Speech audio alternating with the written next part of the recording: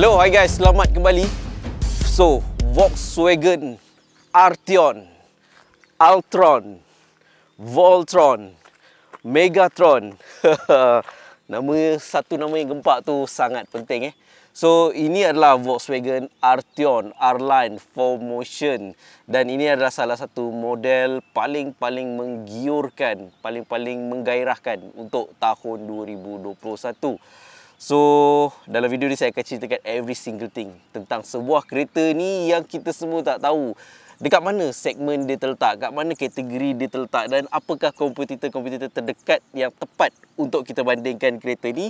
Tapi, spoiler alert, siapa yang beli kereta ni adalah orang yang sangat-sangat bijak.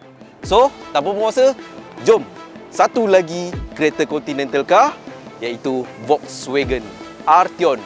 So, let's go! Let's go!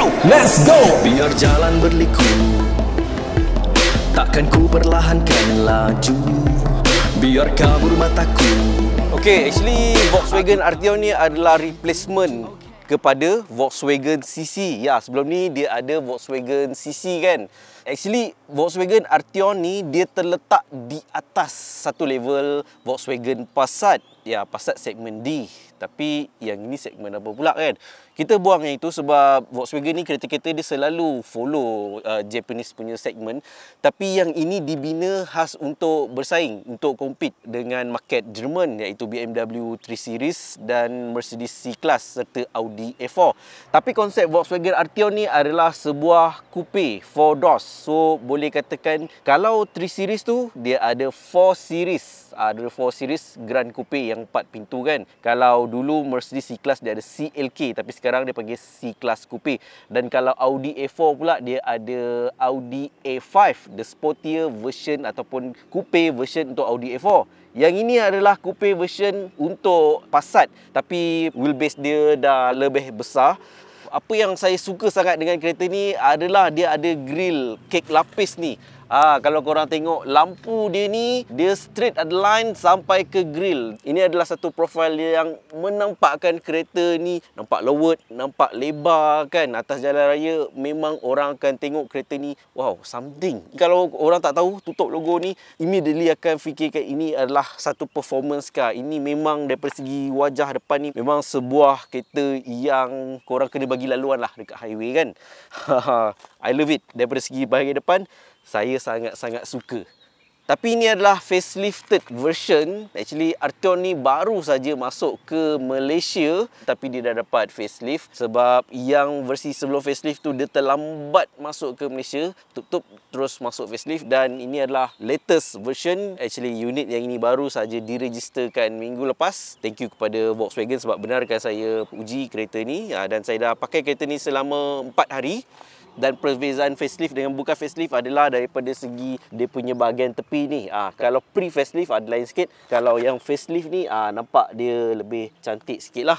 Okey, daripada segi dia punya sisi pula, kalau korang tengok ini adalah satu kereta yang sangat-sangat panjang. Wheelbase kereta ni dia dah lebih panjang daripada F30, BMW F30 yang sebelum ni. Tapi dia pendek sikit daripada W205 dan G20.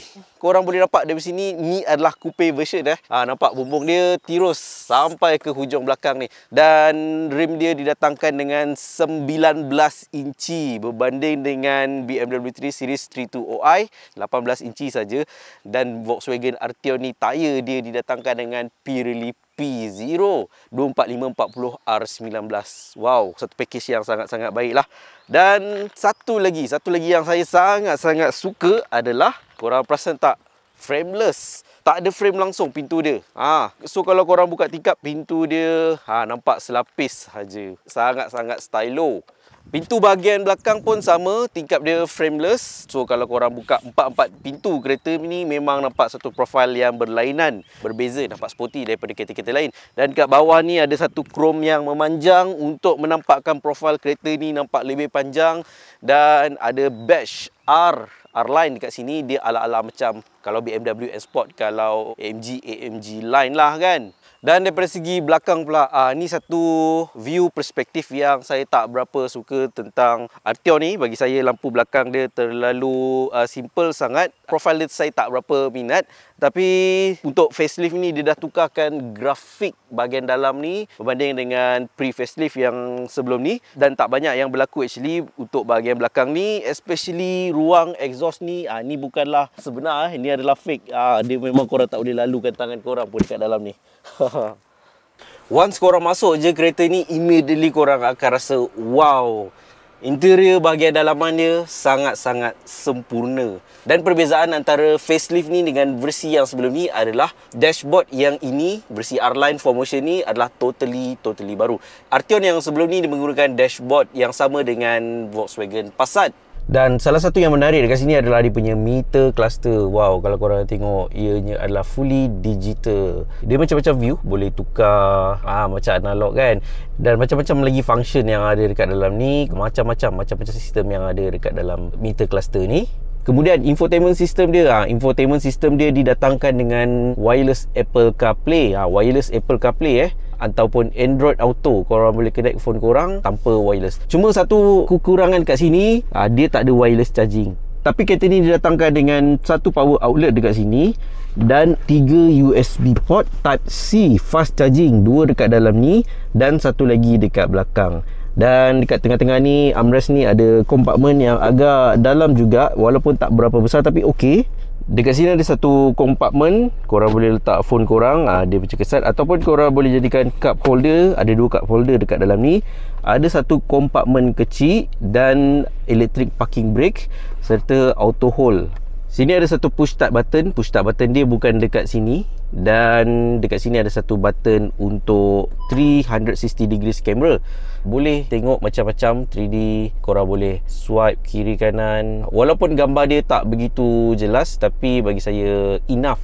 Dan yang paling penting, kereta ni didatangkan dengan Harman Kardon punya sound system. Wow. So sound system kereta ni adalah salah satu yang terbaik dalam dia punya kategori. Saya suka panel dashboard dekat atas ni. Dia masih ada elemen Volkswagen Passat, straight line macam tu, tapi dia kurang satu signature iaitu jam analog dekat tengah-tengah ni. But it's okay. Design ni memang lagi cantik daripada Passat yang sebelum ni ataupun Arteon yang pre-facelift, sebab nampak baru, nampak up to date. Very simple, tapi saya yakin design yang macam ini lambat outdated. Tapi yang saya perasan, button lock dengan unlock dia berada dekat driver side sini. Dekat tengah-tengah tak ada, dan dekat sebelah sana pun tak ada. So kalau korang tinggalkan wife korang ataupun anak korang dalam kereta, korang nak keluar sekejap pergi ATM kan, dia orang dalam kereta, so dia orang punyalah memanjat nak pergi ke sini untuk lock pintu semata-mata. Dan satu lagi dia punya aircon controller. Aircon controller dia 100% touchpad, touchscreen. Actually ada yang kata touchpad dia ni sangat-sangat sensitif, so okay. Tapi bagi saya masih lagi prefer physical button. Steering dia sangat cantik. Saya suka, memang totally baru. Dan button-button kat steering dia pun masih semuanya touchpad, touch button. Okay, korang akan dapat feel dia macam ada sedikit vibration waktu korang tukar everything. Dan satu lagi perubahan yang agak ketara Arteon baru ni berbanding dengan Arteon pre-facelift sebelum ni, iaitu dia punya seat. Yang ni didatangkan dengan ala-ala sporty bucket seat. Wow, material dia adalah Napa leather, so sangat lembut. Dan dekat bahagian tepi sini dia ada finishing ala-ala carbon fiber. Kedua-dua seat depan ni dia ada electric power seat, tapi untuk driver seat dia didatangkan dengan 14 arah setting. Wow, bermaksud apa pun jua saiz badan korang, pasti korang akan dapat satu sitting position yang ideal. Dan kereta ni didatangkan dengan pedal shift, 7-speed wet dual clutch transmission DSG, dan dia didatangkan juga dengan telescopic steering adjustment. Daripada segi kualiti, fit and finish, bagi saya kereta ni boleh dikatakan premium level dia sama dengan almost sama dengan BMW Merc. Dalam door pocket ni pun dia bagi carpet. Dia punya bahagian dalam glove box dia pun ala-ala baldu, so sangat premium. Adalah sikit-sikit bahagian yang korang rasa kereta ni tak cukup premium, tapi saya rasa semua tu dia berada dekat kawasan-kawasan yang memang boleh accept. Okey, daripada segi dia punya space, keluasan kereta ni, memang tak boleh nak argue lagi lah. Daripada segi depan, ruang legroom sangat luas, ruang legroom belakang pun luas, dan yang paling penting dia punya boot space dia, wow, sangat-sangat luas. Saya tak pernah jumpa satu kereta sedan yang mempunyai boot space seluas Volkswagen Arteon ni. Wow, boot space dia adalah seluas 563 liter. Dan actually kereta ni adalah 5 pintu, 5 doors. Bermaksud trunk belakang tu kalau korang buka, cermin belakang tu dia terangkat sekali.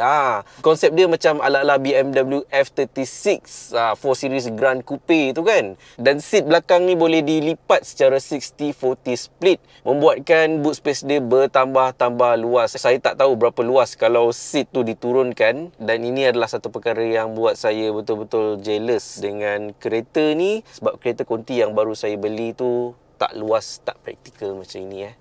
To be honest, Volkswagen Arteon ni adalah salah satu shortlisted saya waktu saya nak pilih, waktu saya nak beli satu kereta konti bulan lepas. Tapi sayangnya saya tak boleh nak beli kereta ni sebab Arteon versi R-Line 4Motion ni adalah baru, masih baru dalam pasaran. So dia tak ada second hand. Sebab saya adalah motoring blogger, automotive influencer, agak kurang sesuai sebenarnya kalau saya beli kereta baru, especially Volkswagen Arteon ni. Sebab kereta ni adalah easy choice. Memang siapa tengok terus beli. Tak perlu nak diperkatakan lagi, tak perlu nak di-argue lagi. So sebagai automotive influencer, saya kena beli kereta yang selalu orang argue, kereta yang tak logik, macam Mazda RX-8 tu kan. Engine rotary banyak orang tak berani pakai. Tapi to be honest, saya memang jealous lah kereta ni. Sangat-sangat luas. Dan actually tak banyak kereta-kereta Continental yang harga macam ini dapat semua features yang macam ini, practicality yang macam ini, dan space keluasan yang macam ini. Dan daripada segi dia punya seat bahagian belakang dia pun, legroom dia sangat-sangat luas. Saya boleh katakan macam lagi luas daripada BMW 5 Series. 5 Series E-Class tu dah kategori di segmen premium brand. Yang ini adalah satu segmen bawah dia nak ikutkan, tapi dia punya luas tu dah over dah. Cuma dekat belakang ni center hum dia agak tinggi, tapi okey lagi sebab dia kurus. Yalah, sebab kereta ni didatangkan dengan all-wheel drive system. Of course kat tengah-tengah ni ada shaft, tapi okey lagi dia dapat buat kecilkan kan. Dan sebut pasal harga, berapa actually harga kereta ni? Harga kereta ni adalah sekitar 258,000 on the road without insurance, which is kalau kita nak bandingkan dengan premium brand, hanya boleh dapat BMW 320i. BMW 320i horsepower dia, performance dia agak kurang sikit, dan keluasan features dalaman dia memang agak kurang sikit. Dan selain itu adalah Mercedes C200. 320i dengan C200 itu adalah entry variant untuk 3 Series dan C-Class Tapi kalau dengan harga yang itu, korang dah boleh dapat complete package macam gini. Dan satu lagi kalau nak dibandingkan, iaitu abang terdekat Arteon ni, iaitu Audi A4. Tapi harga Audi A4 dekat Malaysia ni memang bagi saya tak logik. Harga dia adalah 340 lebih. Almost 100,000 extra lagi mahal daripada ni. Saya tak pasti macam mana Audi dia positionkan dia punya harga, marketing dia. Tapi to be honest, bagi saya dengan Arteon harga 250,000 ni, korang seolah-olah fully utilize every single cent yang korang spend untuk kereta ni. Memang tak ada satu sen pun yang korang bazirkan. Setiap sen 250,000 tersebut memang korang dapat benda-benda ni semua. Kalau kita bandingkan dengan dia punya premium level, fit and finish, quality dan kompetitor dia. Tapi satu kekurangan kereta ni yang bagi saya kurang, iaitu kereta ni tak ada multimedia button dekat tengah-tengah ni yang macam biasanya BMW ada. Ni satu kekurangan Dan satu lagi, kereta ni tak ada sunroof. Dan satu lagi benda yang buat saya cemburu teruk, iaitu benda ni. Kereta saya tak ada benda ni. Driver compartment ni actually sangat-sangat penting untuk driver dia letakkan barang-barang yang personal dia, macam smart tag ke, whatever, kunci ke kan. Dan yang ni pun agak luas juga. Dan satu lagi faktor yang paling penting kalau orang nak beli kereta, tak kira berapa mahal pun kereta tu, adalah daripada segi dia punya fuel consumption. Berapa jimat minyak kereta ni. Actually, Volkswagen claim kereta ni boleh pergi sejauh 13.5 km per 1 liter minyak. Dan kereta ni didatangkan dengan 66 liter tank capacity. Bermaksud kalau kita kalikan 13.5 km tadi kali 66 liter, kereta ni full tank boleh jalan sejauh 890 km lebih. Bermaksud dengan satu full tank, korang boleh jalan daripada selatan Malaysia, Johor sampailah ke Perlis. Tak payah isi minyak langsung. Tapi tu kalau korang drive disiplin lah kan. So 13 km per liter tu adalah satu angka yang agak jimat juga sebenarnya untuk kategori sebuah kereta yang berat lebih kurang 1.7 tan macam ini kan. Daripada segi dia punya sistem safety, kereta ni didatangkan dengan 7 airbag. Lepas tu dia ada rear cross traffic alert, autonomous braking system dan macam-macam lagi. So kesimpulannya, adakah Volkswagen Arteon versi R-Line 4Motion ni berbaloi untuk korang beli? Jawapannya sangat simple dan tak ada orang boleh argue, iaitu ya, kereta ni memang sangat-sangat berbaloi. So, itulah serba sedikit apa jua yang korang perlu tahu tentang Volkswagen Arteon R-Line versi 4Motion versi facelift terbaru ni. So, dalam video seterusnya saya akan test drive kereta ni. Kita akan naik genting dan saya akan ceritakan daripada segi dia punya performance, all-wheel drive system dia, handling, dan kita akan bandingkan kereta ni daripada segi performance dengan BMW 320i, dengan Mercedes C200, dan mungkin kita boleh bandingkan kereta ni dengan BMW 4 Series ataupun BMW 330i performance dia. So macam biasa, sekiranya ada sesuatu ilmu yang mungkin korang boleh ambil daripada video ni, saya Nas Abdullah, saya hargai sangat-sangat kalau korang dapat considerkan untuk klik button subscribe dekat bawah video ni. So akhir kata daripada saya, Nas Abdullah, salam strategi, fight! Bye!